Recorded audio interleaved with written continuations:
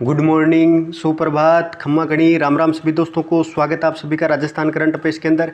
आज है दोस्तों 21 मार्च और आप सभी का स्वागत है दोस्तों वापस होली के बाद में। होली के रंग अभी भी उतरे नहीं है, लेकिन क्या है कि इस फेस्टिवल ने, इस त्यौहार ने अपनी ज़िंदगी के अंदर जो रंग डाले हैं, उससे जो नए उत्साह और जोश के साथ में वापस दोस्तों राजस्थान का करंट अफेयर स्टार्ट करते हैं, वापस पढ़ाई स्टार्ट करते हैं अपन। ठीक है, आइए स्टार्ट करते हैं। और इस वीडियो के अंदर आप सभी को बता देता हूं कि दैनिक भास्कर और राजस्थान पत्रिका की न्यूज़पेपर की कटिंग के साथ में राजस्थान का करंट अफेयर्स कवर करने वाले हैं। वीडियो के एंड के अंदर 10 करंट अफेयर्स के क्विज भी डिस्कस करेंगे। कितने? 10 करंट अफेयर्स के क्विज डिस्कस करने वाले हैं। और आज के वीडियो के अंदर दैनिक भास्कर का एक सिटी क्रॉसवर्ड आया हुआ है। सिटी क्रॉसवर्ड के अंदर राजस्थान जीके के दोस्तों 20 क्वेश्चन है, बहुत ही महत्वपूर्ण क्वेश्चन है। ठीक है, जिनको टेस्ट करने वाले हैं कि अपना कितनी तैयारी है राजस्थान जीके की। ठीक है, आइए स्टार्ट करते हैं एक बेहतरीन मोटिवेशन कोट के साथ में कि कई जीत बाकी है, कई हार बाकी है, अभी तो ज़िंदगी का सार बाकी है। दोस्तों अभी भी क्या है कि ज़िंदगी क्या है कि ज़िंदगी का पूरा सार बाकी पड़ा है। यहाँ से चले हैं नए मंजिल की ओर, ये तो एक पन्ना है, अभी तो पूरी किताब लिखनी बाकी है।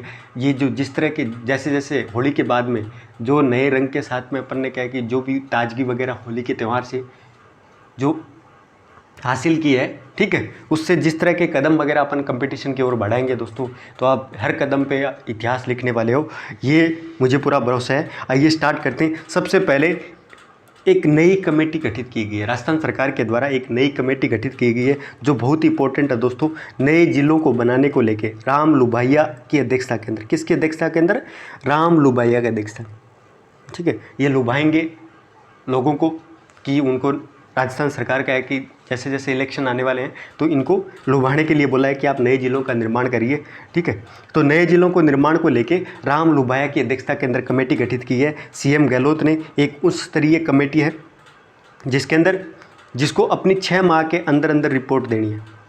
तो कमेटी का नाम याद रखना, कमेटी का कार्य क्या है वो भी आप याद रखना। नेक्स्ट दोस्तों, 34 साल के अंदर पहली बार राजस्थान के अंदर सीनियर पुरुष नेशनल हैंडबॉल क्या की चैंपियनशिप है, उसका आयोजन किया जा रहा है। 34 टीमें हैं, वो जयपुर पहुंच चुके हैं दोस्तों, जिसके बारे में बात करेंगे। ये क्या है भाई? प्रदेश के अंदर 34 वर्ष के अंतराल के बाद में 50वीं सीनियर पुरुष राष्ट्रीय हैंडबॉल प्रतियोगिता का आयोजन गुलाबी नगरी के सवाई मानसिंह स्टेडियम के अंदर होगा दोस्तों। 20 मार्च से लेकर 25 मार्च के बीच में ये प्रतियोगिता आयोजित होने वाली है। तो एक तो ये फैक्ट याद रखिए कि ये 50वीं सीनियर पुरुष राष्ट्रीय हैंडबॉल प्रतियोगिता का आयोजन कहाँ हो रहा है? जयपुर के सवाई मानसिंह स्टेडियम के अंदर। और राजस्थान के अंदर ऐसा 34 साल के बाद में हो रहा है। ठीक है, ये दोनों के दोनों फैक्ट आप याद रखोगे।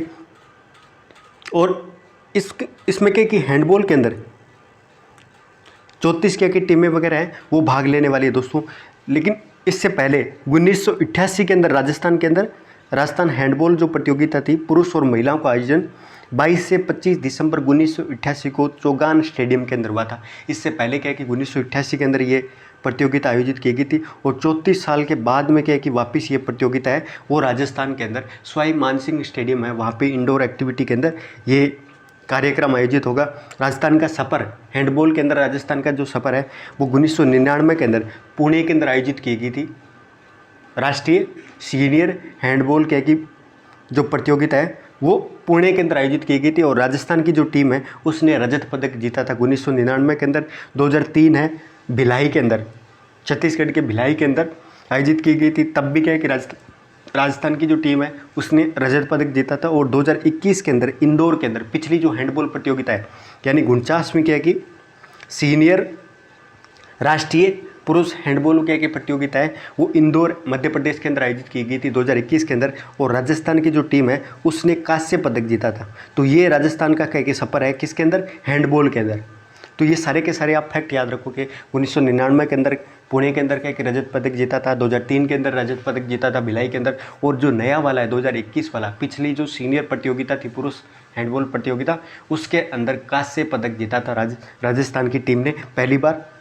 ठीक है, नेक्स्ट दोस्तों, सहकारिता विभाग के निर्देश पे कॉनफेड के द्वारा जैविक उत्पादों की बिक्री के लिए जयपुर से क्या कि शुरू करने का डिसाइड किया गया है। राज्य सरकार के कॉनफेड के माध्यम से प्रदेश के अंदर तैयार जैविक कृषि उत्पादों की बिक्री है वो करने का डिसाइड किया गया है और इसकी शुरुआत क्या की राजधानी जयपुर से किया जाएगा। तो राज्य सरकार है उसने जैविक उत्पादों की बिक्री करने का जिम्मा किसको सौंपा है, तो कॉनफेड को।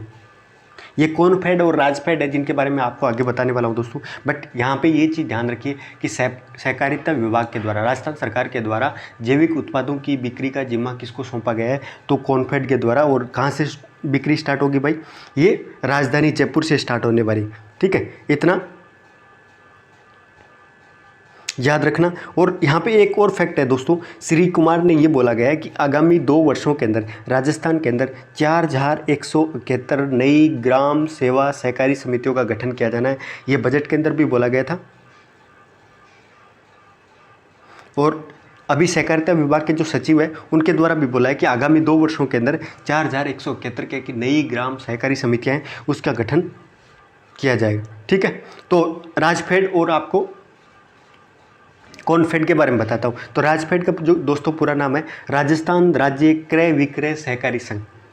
राजस्थान राज्य क्रय विक्रय सहकारी संघ है जिसकी स्थापना राजफेड के रूप में 26 नवंबर 1957 को हुई थी। कब हुई थी, 26 नवंबर 1957 को। राजफेड की फुल फॉर्म क्या है दोस्तों, राजस्थान राज्य क्रय विक्रय सहकारी संघ, ठीक है।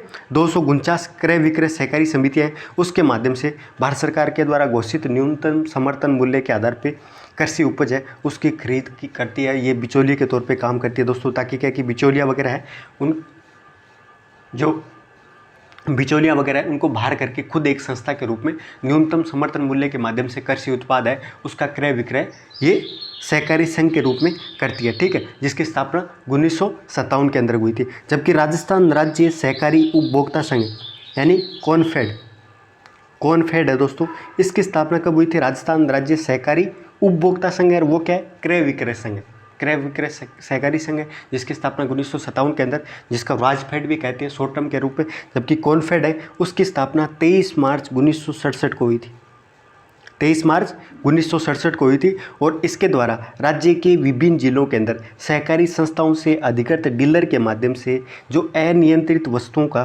व्यवसाय कर राज्य की उपभोक्ताओं के हितों की रक्षा करता है, जो इस सहकारी संघ है इसका काम क्या है भाई, तो राजस्थान के अंदर विभिन्न जिले वगैरह हैं वहाँ पे सहकारी संस्थाओं से जो अधिकृत डीलर वगैरह हैं, जो सरकार के द्वारा क्या डीलर वगैरह डिसाइड किया गया, अथॉराइज डीलर वगैरह डिसाइड किया गया है, ठीक है, उनके माध्यम से जो अनियंत्रित क्या की वस्तुओं वगैरह है उसका व्यवसाय किया जाता है इनके माध्यम से, क्या है कि, ठीक है, कॉनफेड के द्वारा, जिसकी स्थापना 1967 के अंदर हुई थी। अगला दोस्तों पर्यटन विकास निगम के बारे में बात करते हैं। राजस्थान पर्यटन विकास निगम है उसके द्वारा ये बोला गया है कि बंद इकाइयों का संचालन के लिए एक कार्य योजना क्या की तैयार की जाएगी। ये किसके द्वारा बोला गया है, देखो मामला क्या है दोस्तों, राजस्थान पर्यटन विकास निगम लिमिटेड है यानी आरटीडीसी है। ये दोस्तों पर्यटन को विकास को बढ़ावा देने के लिए राजस्थान के अंदर पर्यटन वगैरह है उसको ज़्यादा से ज़्यादा क्या है कि आकर्षित करने के लिए इसके द्वारा आरटीडीसी होटल संचालित किए जाते हैं, ठीक है, सार्वजनिक तौर पे क्या है कि आरटीडीसी होटल संचालित किए जाते हैं। कितने होटल हैं भाई, वर्तमान के अंदर इसकी इकाई कितनी है, 74 इकाई है। राजस्थान पर्यटन विकास निगम के राजस्थान के अंदर 74 होटल हैं दोस्तों, जिनमें से 34 अभी क्या है कार्यशील है, जबकि 40 इकाइयाँ वगैरह हैं वो घाटे के अंदर चल रही है। इसकी वजह से ये क्या है कि घाटे की वजह से कह सकते हो, या क्या है कि ये कम्पीट नहीं कर पाती। जो 5 सितारा वगैरह होटल वगैरह रहते हैं, जैसे पर्यटक वगैरह विदेशी पर्यटक वगैरह आते हैं, तो जो 5 सितारा होटल हो गया, 4 सितारा होटल वगैरह है, तो उनके अंदर जो जिस तरह की फैसिलिटीज़ वगैरह रहती है वो आरटीडीसी होटल वगैरह रहती है उसके अंदर नहीं रहता। इसकी वजह से क्या है कि ये सारी की सारी इकाइयाँ वगैरह हैं वो घाटे के अंदर चल रही है। तो 40 इकाइयाँ हैं वर्तमान के अंदर, राजस्थान पर्यटन विकास निगम है उसके होटल वगैरह हैं अभी बंद पड़े। और इसी के चलते जो पर्यटन मंत्री है जिसका नाम क्या है भाई, श्री मुरारी लाल शर्मा, ये राजस्थान सरकार के अंतर्गत पर्यटन मंत्री है। और इनके द्वारा ये बोला गया है कि आरटीडीसी की बंद पड़ी इकाइयाँ वगैरह उसको संचालन करने के लिए एक कार्य योजना का निर्माण किया जाएगा। एक क्या कि मास्टर प्लान है या कुछ भी बोलिए आप, वर्क प्लान है, उसका निर्माण किया जाएगा। इसके लिए इसके द्वारा पेडिकोर नामक संस्था की स्थापना, पेडिकोर जो लिमिटेड है, इस पेडिकोर के बारे में भी आपको बताने वाला हूँ। पेडिकोर लिमिटेड है उसको सलाहकार नियुक्त किया गया है और इसको बोला गया है कि आप 3 महीने के अंदर अंदर रिपोर्ट दीजिए, उसके बाद में एक कार्य योजना तैयार की जाएगी। जो 40 बंद पड़ी इकाइयाँ वगैरह है उसको वापस कैसे संचालित किया जाए, ताकि क्या है कि पर्यटन को ज़्यादा से ज़्यादा बढ़ावा मिले। पर्यटन मंत्री कौन है, मुरारी लाल शर्मा, ठीक है। और किसको बोला भाई, पेडिकोर को बोला, पीडीकोर है उसको बोला है। तो राजस्थान पर्यटन विकास निगम, उसके बारे में बताता हूँ आपको। राजस्थान जो पर्यटन विकास निगम है दोस्तों, आरटीडीसी, इसकी स्थापना कब हुई थी? 1978 के अंदर। कब? 1978 के अंदर हुई थी। उसका मुख्यालय कहाँ पे? जयपुर के अंदर। दोस्तों ये जो संस्था है ये काम करती है राजस्थान के अंदर पर्यटन के विकास है, तो कार्यक्रम, नीतियाँ, योजनाएं वगैरह तैयार करना। साथ में क्या है कि जो राजस्थान के महत्वपूर्ण पर्यटन के स्थल वगैरह हैं, दर्शनीय स्थल वगैरह है, उसका रखरखाव करना, ये काम राजस्थान पर्यटन विकास निगम के द्वारा किया जाता है। इसकी स्थापना 1978 के अंदर हुई थी। अब आपको मैं पेडिकोर की बता रहा था, पेडिकोर, ठीक है, पेडिकोर है, ये भी राजस्थान के अंदर लिमिटेड, पेडिकोर लिमिटेड है, जिसको 3 महीने के अंदर अंदर कार्य सलाहकार के तौर पर नियुक्त किया गया है। और ये जो संस्था है दोस्तों, इसको राजस्थान सरकार और क्या है कि इंफ्रास्ट्रक्चर जो लिमिटेड एक कंपनी वगैरह है, एनबीएफसी है, ठीक है, उसके साथ में मिलके पेडिकोर लिमिटेड की स्थापना की गई थी। ये भी क्या है कि राजस्थान के अंदर पर्यटन को बढ़ावा देने का काम करती है, पर्यटन को बढ़ावा देने का काम करती है। और इसी संस्था को राजस्थान पर्यटन विकास निगम है, उसके द्वारा 3 महीने के लिए सलाहकार नियुक्त किया गया, ताकि क्या है कि एक वर्क प्लान, कार्य योजना तैयार करके 40 इकाइयों पे काम किया जा सके। यहीं पे आपको मेरे को बताना है दोस्तों, एक तो क्या है कि मेरे को आप मरु त्रिकोण और गोल्डन त्रिकोण है, स्वर्णिम क्या है कि त्रिकोण है, उसके बारे में बताइए दोस्तों। आपको मैं बताता हूँ यहाँ पे क्या है कि राजस्थान के अंदर क्या है कि पर्यटन के लिए 2 त्रिकोण है। एक तो क्या है कि मरु त्रिकोण, ये क्वेश्चन आया हुआ है दोस्तों, मरु त्रिकोण है, उसके अंदर कौन कौन से आते हैं? मरु के अंदर दोस्तों जैसलमेर, बीकानेर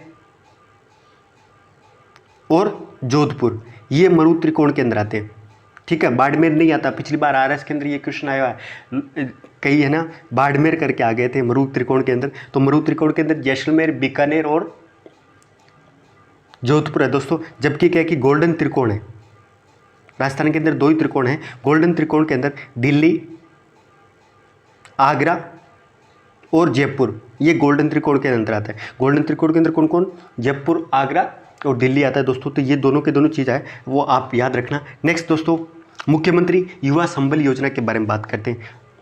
मुख्यमंत्री युवा संबल योजना, ये राजस्थान सरकार के द्वारा युवा संबल योजना में पात्र शिक्षित युवाओं को 2 वर्ष तक बेरोजगारी भत्ता देने का प्रावधान किया गया इस योजना के अंतर्गत। किसकी योजना के अंतर्गत? मुख्यमंत्री युवा संबल योजना के अंतर्गत 2 साल तक क्या है कि जो पात्र क्या है कि शिक्षित क्या है कि जो बेरोजगार युवा वगैरह है, उनको 2 साल के लिए बेरोजगारी भत्ता। और कितना भाई? 1 जनवरी 2022 से, पहले ये 3500 रुपये था, जिसको बढ़ा के 1 जनवरी 2022 से प्रति माह 4500 रुपये, कितने? 4500 रुपये का प्रावधान है, वो बेरोजगारी भत्ते के रूप में किया गया दोस्तों। लेकिन अभी क्या कि एक कंडीशन वगैरह ऐड कर दिया है इसके अंतर्गत। अब क्या कि दोस्तों, जिन विद्यार्थियों को या जिन बेरोजगारों को क्या है कि जो बेरोजगारी भत्ता मिल रहा है, उनको न्यूनतम 3 महीने का कौशल प्रशिक्षण है उसको प्रदान किया जाएगा। एक 4 घंटे का क्या है कि इंटर्नशिप का कोर्स रहेगा हर दिन, और 3 महीने लगातार क्या है कि दोस्तों एक प्रशिक्षण है वो लेना पड़ेगा, कौशल प्रशिक्षण है, उसको अनिवार्य किया गया है। ये कौशल और नियोजन उद्यमिता जो मंत्री, राज्य मंत्री अशोक चांदना साहब है, उनके द्वारा अभी विधानसभा के अंदर जानकारी दी गई थी। तो आप ये याद रखना कि मुख्यमंत्री युवा संबल योजना किससे संबंधित है? तो ये बेरोजगारी भत्ता से संबंधित है। ये कितने रुपये भाई? 4500 रुपये। वो कब से? 1 जनवरी 2022 से। और इसी के अंतर्गत 3 महीने का कौशल प्रशिक्षण है वो लेना क्या कि अनिवार्य किया गया सरकार के द्वारा। क्योंकि कितने दिन सरकार के पास लगभग क्या कि 3 लाख के आसपास क्या कि बेरोजगारी भत्ते के जो फॉर्म वगैरह हैं वो पेंडिंग में पड़े, तो अभी क्या कि उनको प्रशिक्षण वगैरह भी लेना पड़ेगा। अगला दोस्तों, चुप्पी तोड़ो सियानी बनो अभियान के बारे में बात बताता हूँ आपको दोस्तों। इस अभियान के अंतर्गत 2300 क्या कि शिक्षिकाएँ वगैरह हैं वो गुड टच और बैड टच के बारे में क्या कि छात्राओं को और जो बालिकाएं वगैरह हैं विद्यालय के अंदर, उनको क्या कि जानकारी 2300 शिक्षिकाओं के द्वारा, जो महिला टीचर्स हैं उनके द्वारा जानकारी दी जाएगी। कौन से अभियान के अंतर्गत? चुप्पी तोड़ो सियानी बनो अभियान के अंतर्गत। दोस्तों ये अभियान जो है वो जिला प्रशासन प्लस क्या कि महिला और बाल विकास विभाग है उसके द्वारा ये अभियान शुरू किया जा रहा है। राजस्थान पुलिस भी क्या कि इसके अंदर शामिल है। तो जिला प्रशासन प्लस क्या कि महिला और बाल विकास का मुख्य अभियान है। और इसी के अंतर्गत बालिकाओं को खासतौर पर जो एक तो क्या है कि महामारी क्या है कि स्वच्छता के बारे में इस अभियान के अंतर्गत महामारी और क्या है कि जो पैड वगैरह है उसके बारे में बालिकाओं को क्या है कि इस विषय के अंदर किशोरी वगैरह है उनको जानकारी इसी अभियान के अंतर्गत दिया जाएगा। दूसरा क्या है कि महिलाओं को शारीरिक शिक्षा के बारे में, ठीक है, एक तरह से महामारी स्वच्छता क्या है? एक शारीरिक शिक्षा है। तो शारीरिक शिक्षा के साथ में इसके अंतर्गत किशोरियों को क्या है कि गुड टच और बैड टच के बारे में भी क्या है कि बताया जाएगा, ये याद रखना, ठीक है, चुप्पी तोड़ो अभियान के अंतर्गत। अगला दोस्तों जवाई बांध के बारे में बात करते हैं। देश के पश्चिमी क्षेत्र के अंदर बांधों के अंदर इस बार क्या है कि जो पानी वगैरह है वो आधा से कम पानी है दोस्तों। पिछली बार का जो मानसून वगैरह था उसकी वजह से देश के अंदर 2021 का जो कमज़ोर मानसून था उसकी वजह से पश्चिमी क्षेत्र था, खासतौर से गुजरात, कर्नाटक और राजस्थान है, उसके जो कुछ महत्वपूर्ण क्या कि जो बांध वगैरह थे, बड़े बांध थे, उसमें पानी की कम क्या कि आवक हुई थी कमज़ोर मानसून के चलते। और कमज़ोर मानसून के चलते राजस्थान के पाली और सिरोही जिले के लाइफलाइन के रूप में जवाई क्या कि बांध है, उस पर सबसे ज़्यादा राजस्थान के अंदर क्या कि सबसे ज़्यादा कि पिछली बार का जो मानसून वगैरह है उसका इफेक्ट क्या है कि कहाँ पे पड़ा है, जवाई बांध पे पड़ा है दोस्तों। जो पाली और सिरोही की लाइफलाइन है वहाँ पे अभी भी क्या है कि पानी की समस्याओं का सामना करना पड़ रहा है, टैंकरों के माध्यम से क्या है कि जल पूर्ति की जा रही है, ठीक है। और पिछली बार की तुलना के अंदर राजस्थान की जो जवाई बांध है उसमें 7% कम क्या है कि पानी वगैरह है वो क्या है कि स्टोरेज हुआ है। तो आइए जवाई बांध के बारे में बताता हूँ दोस्तों। जवाई जो बांध है जिसका निर्माण दोस्तों जोधपुर के 1942 के अंदर, सॉरी 1942 के अंदर, सॉरी दोस्तों, जोधपुर के 1942 के अंदर उमेद सिंह के द्वारा, जोधपुर के शासक है दोस्तों उमेद सिंह, उसके द्वारा 1942 के अंदर जवाई जो बांध है उसका निर्माण क्या कि शुरू किया गया था। और 1956 के अंदर, सॉरी दोस्तों ये 1956 है, 1956 के अंदर जवाई बांध है वो बन के तैयार हुआ था दोस्तों। रियासत काल के अंदर इस बांध का जो निर्माण है वो स्टेट इंजीनियर थे एडगर और फर्ग्यूसन, तो ये भी आप याद रख सकते हो। स्टेट इंजीनियर कौन थे, एडगर और फर्ग्यूसन है, उसकी देखरेख के अंदर ये जवाई बांध है उसका निर्माण पूरा हुआ था, जिसका शुरुआत किसके द्वारा, उमेद सिंह के द्वारा की गई थी, जो जोधपुर के शासक थे। 1942 से लेकर 1956 के बीच में ये बना था। और ये कौन सी भाई, लूनी की जो सहायक नदी है, लूनी की महत्वपूर्ण सहायक नदी है जवाई नदी। जवाई बांध का निर्माण है वो लूनी की महत्वपूर्ण क्या की सहायक नदी है, जवाई नदी है, उसी पे क्या की इसका निर्माण हुआ था। और 1956 में इस बांध के मुख्य अभियंता मोती सिंह जी की देखरेख के अंदर पूरा हुआ था। निर्माण क्या कि किसके द्वारा, उमेद सिंह के द्वारा शुरू किया गया था। स्टेट इंजीनियर कौन थे, एडगर और फर्ग्यूसन थे, जबकि मुख्य अभियंता यानी देखरेख किसके अंदर, मोती सिंह जी की देखरेख के अंदर 1956 के अंदर लूनी की सहायक नदी जवाई नदी पे इसका निर्माण पूरा हुआ था। और ये वर्तमान के अंदर जो जवाई बांध है वो जोधपुर और पाली जिले का मुख्य पेयजल का स्रोत है, सिरोही का भी है दोस्तों। इसके अलावा जवाई बांध को मारवाड़ का अमृत सरोवर या मान सरोवर भी कहा जाता है। ये पाली जिले के अंदर है, कहाँ पे भाई, पाली जिले के अंदर सुमेरपुर तहसील है, पाली जिले की सुमेरपुर तहसील है, वहाँ पे जवाई बांध बना हुआ है, जो जोधपुर, पाली और सिरोही के लिए मुख्य रूप से पेयजल का स्रोत है। और जवाई बांध को मारवाड़ का अमृत सरोवर या मान सरोवर भी कहा जाता है। बहुत ही इंपॉर्टेंट बात है दोस्तों ये, जवाई बांध को मारवाड़ का अमृत सरोवर या मान सरोवर भी कहा जाता है। जवाई बांध की जल आपूर्ति के लिए उदयपुर की कोटड़ा तहसील के अंदर सही परियोजना भी बनाई गई है। देखो कितना शानदार डाटा वगैरह है। जवाई जो बांध है उसके अंदर जल आपूर्ति वगैरह है उसको सुनिश्चित करने के लिए उदयपुर के अंदर एक सही परियोजना भी शुरू की गई है, ठीक है। तो ये सारे के सारे फैक्ट जवाई नदी से थे। अगले रोटरी क्लब के बारे में बात करते हैं। जयपुर का जो रोटरी क्लब है उसको 75वां स्थापना दिवस है वो हाल ही के अंदर मनाया गया था। और पीड़ित मानवता राज्यपाल के द्वारा जो मुख्य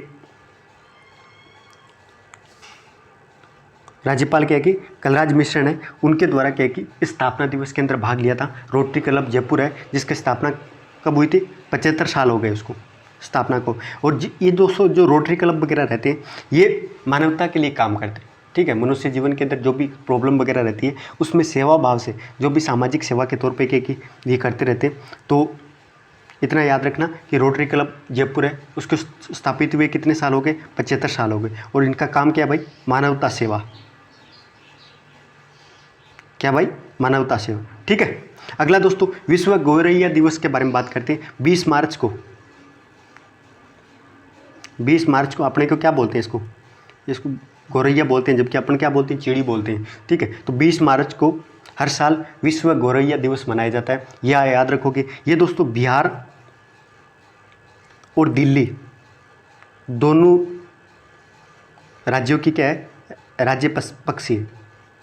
गोरैया बिहार और दिल्ली की राज्य पक्षी है दोस्तों, ये भी आप याद रखोगे। ये IUCN की जो रेड लिस्ट है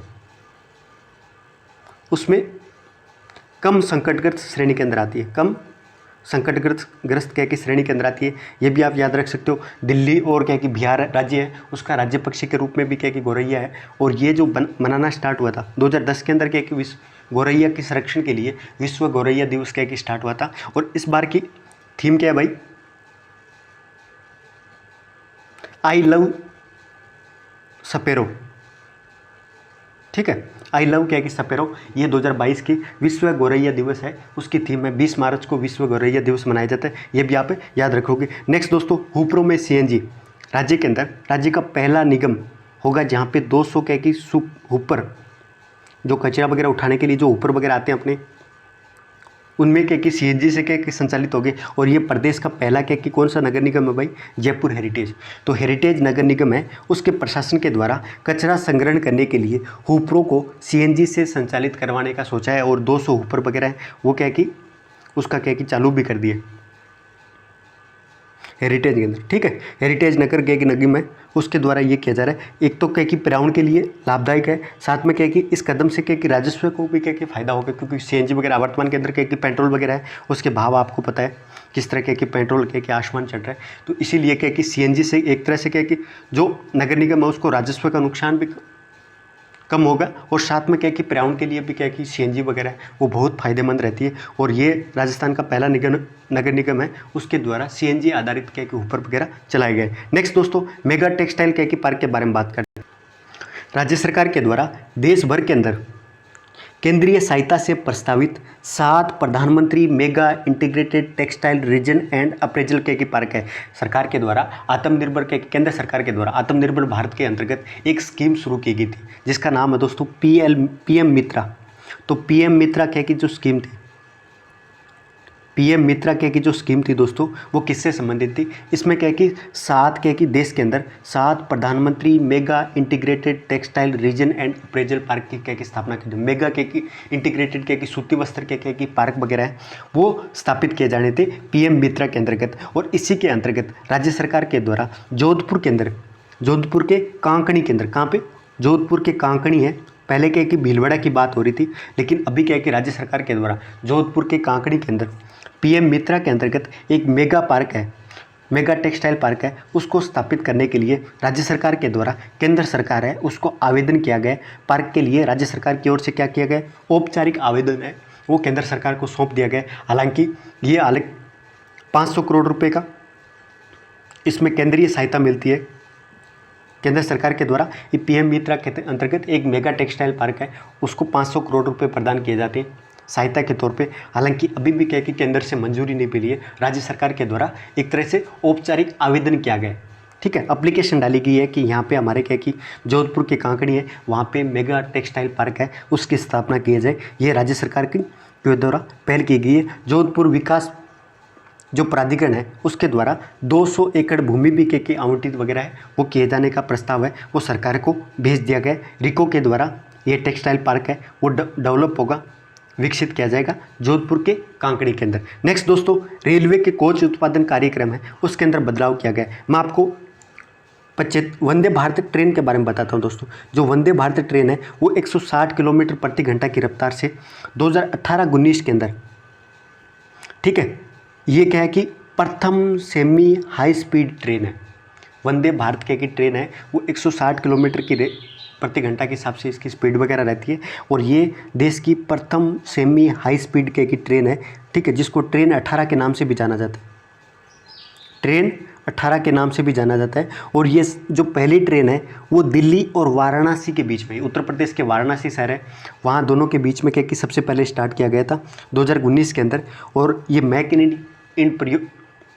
इन इंडिया जो स्कीम है इसके अंतर्गत ये परियोजना वगैरह विकसित की गई थी, किसके द्वारा, और इसी के अंतर्गत नए पीढ़ी के 400 वंदे भारत की ट्रेन है वो चलने वाली है। ये प्रथम हाई स्पीड की ट्रेन है, राजस्थान के अंदर भी एक कोटा मंडल है वहाँ से क्या की चलेगी, ये भी याद रखोगे। इसके अंदर क्या कि जो निर्माण वगैरह है, जो वंदे भारत की ट्रेन है इसका निर्माण दोस्तों, एक तो इंटीग्रल कोच फैक्ट्री और रेल के की कोच फैक्ट्री के की कपूरथला है, उसके अंदर इसका निर्माण किया जाएगा।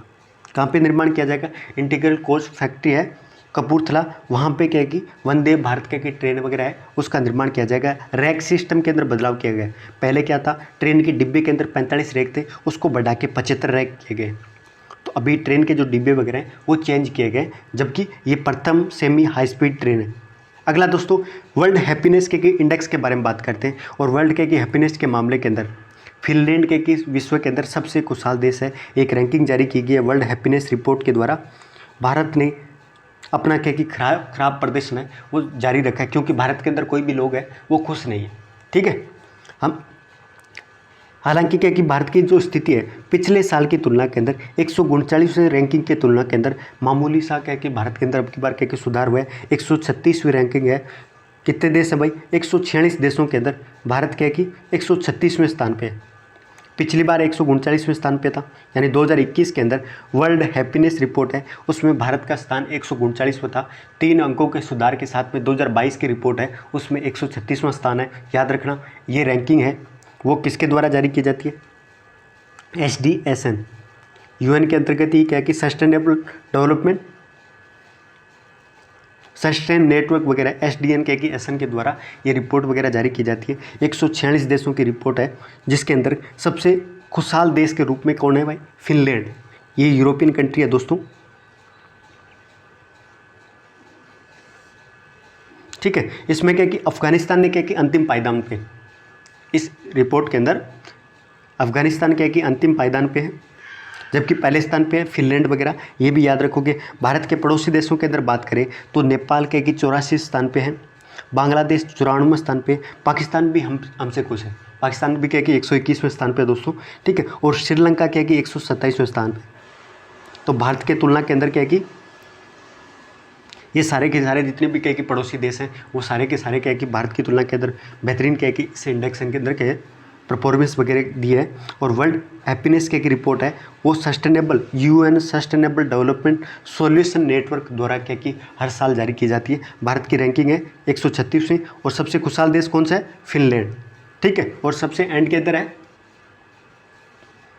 अफगानिस्तान। अगला दोस्तों, पहली बार रशिया के द्वारा हाइपरसोनिक मिसाइल, जिसका नाम क्या है भाई? किंजल। तो किंजल हाइपरसोनिक मिसाइल है वो किसकी है? रशिया की। हाल ही के अंदर यूक्रेन के अंदर पहली बार युद्ध के अंदर हाइपरसोनिक मिसाइल है उसका प्रयोग किया गया। अपना को नाम याद रखना है, किंजल हाइपरसोनिक मिसाइल है वो कौन से देश के द्वारा निर्मित की गई है? तो रशिया की।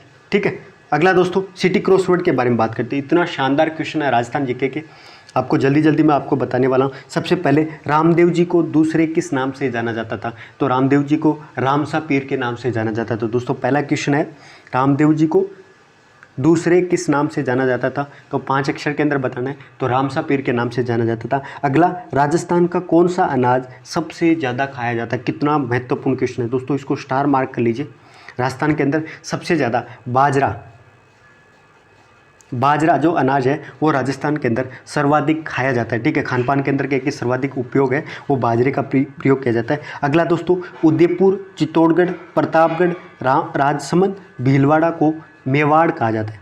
ठीक है, ये जो पूरा क्षेत्र है उसको मेवाड़ कहा जाता है, जिसके अंदर उदयपुर, चित्तौड़गढ़, प्रतापगढ़, राजसमंद, भीलवाड़ा ये सारे के सारे क्या कि जो जिले हैं वो मेवाड़ के अंतर्गत आते हैं। अगला क्वेश्चन है दोस्तों, भगवान झूलेलाल का संबंध है वो किस समाज से? तो भगवान क्या कि झूलेलाल है उनका सिंधी समाज से। कौन से समाज से? सिंधी समाज से। ठीक है, अगला, अलवर और भरतपुर के क्षेत्र को मेवात कहा जाता है। अलवर और भरतपुर है उसको मेवात कहा जाता है। मेवाड़ आपको मैंने बता दिया। अगला दोस्तों, राजस्थान की उद्योग मंत्री शकुंतला रावत है। राजस्थान की उद्योग मंत्री कौन है भाई? शकुंतला रावत है। कोटा के निकट घड़ियालों के लिए प्रसिद्ध राष्ट्रीय उद्यान कौन सा है? कितना इंपॉर्टेंट क्वेश्चन है दोस्तों। ठीक है, इसको स्टार मार्क कर लीजिए। कोटा के निकट घड़ियालों के लिए प्रसिद्ध राष्ट्रीय उद्यान है जिसका नाम है भाई दारा। दारा क्या कि जो राष्ट्रीय उद्यान है वो घड़ियालों के लिए प्रसिद्ध है, जो कहाँ पे भाई? कोटा के अंदर। ठीक है, अगला, जगमंदिर प्लेस है वो किस शहर के अंदर स्थित है? तो जगमंदिर क्या कि जो प्लेस है वो कोटा के अंदर ही स्थित है। जगमंदिर प्लेस कहाँ पे?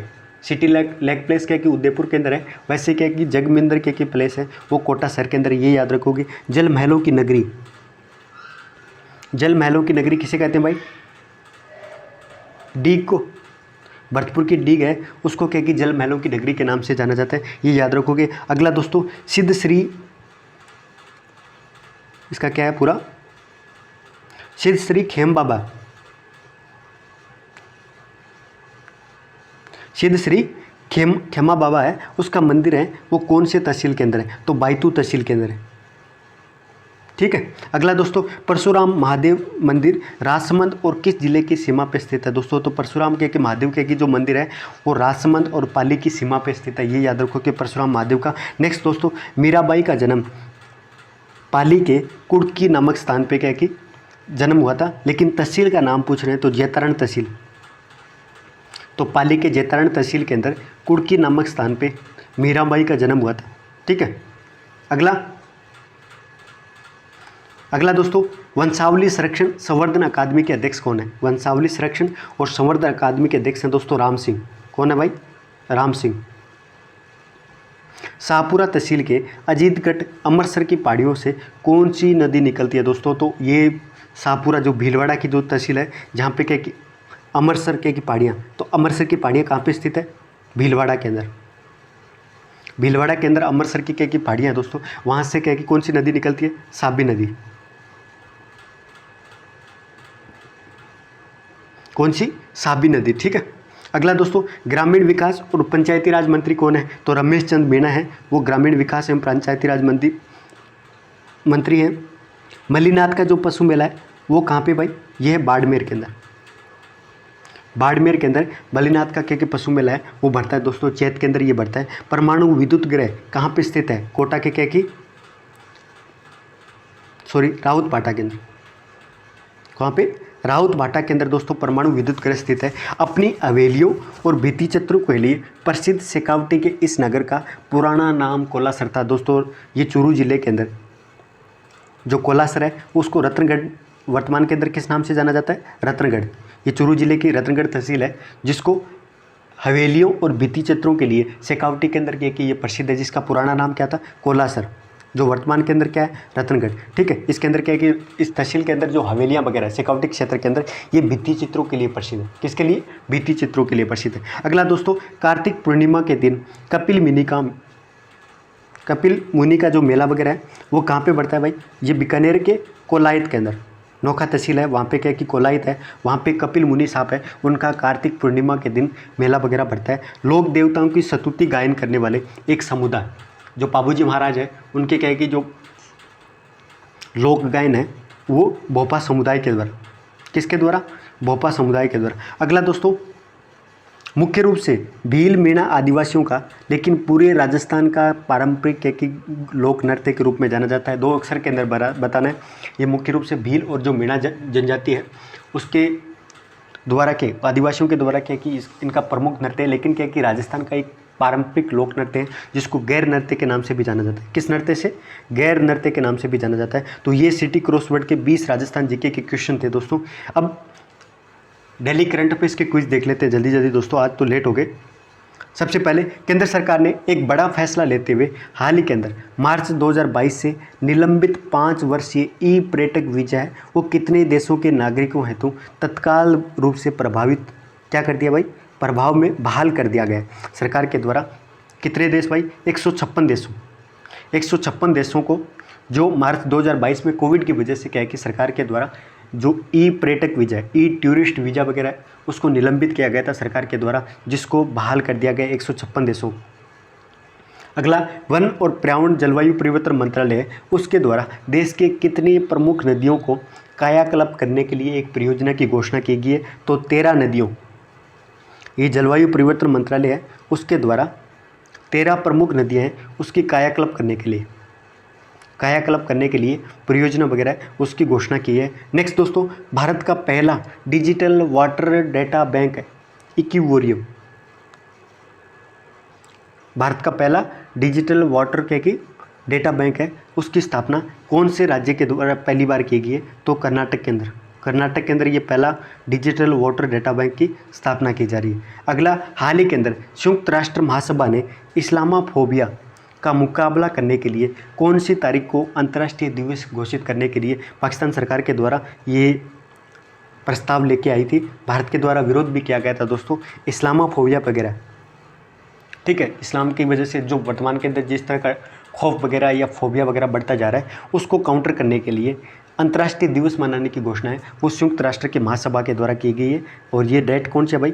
15 मार्च, ठीक है। 15 मार्च को इस्लामोफोबिया अंतर्राष्ट्रीय दिवस है वो मनाया जाएगा। वैश्विक रेटिंग एजेंसी मूडीज ने हाल ही के अंदर मौजूदा वित्त वर्ष के लिए भारत की वृद्धि दर का अनुमान है वो 9.5% से घटा के कितने % कर दिया गया है? तो मूडीज जो अंतर्राष्ट्रीय रेटिंग एजेंसी है दोस्तों, बहुत ही महत्वपूर्ण रेटिंग एजेंसी है, उसके द्वारा भारत की विकास दर का जो अनुमान वगैरह है उसको 9.5% से घटा के कितना कर दिया गया है? 9.1%। तो ये आज के बहुत ही महत्वपूर्ण क्विज वगैरह और करंट अफेयर्स था दोस्तों। आपको कोई भी गलती वगैरह लगे तो उसको माफ़ करना, आज थोड़ी सी एनर्जी कम थी, ठीक है। और आप सभी से रिक्वेस्ट है, यदि मेरी मेहनत पसंद आए तो आप ज़रूर वीडियो को लाइक करें, शेयर करें, ठीक, कमेंट करें दोस्तों। जय हिंद, जय भारत।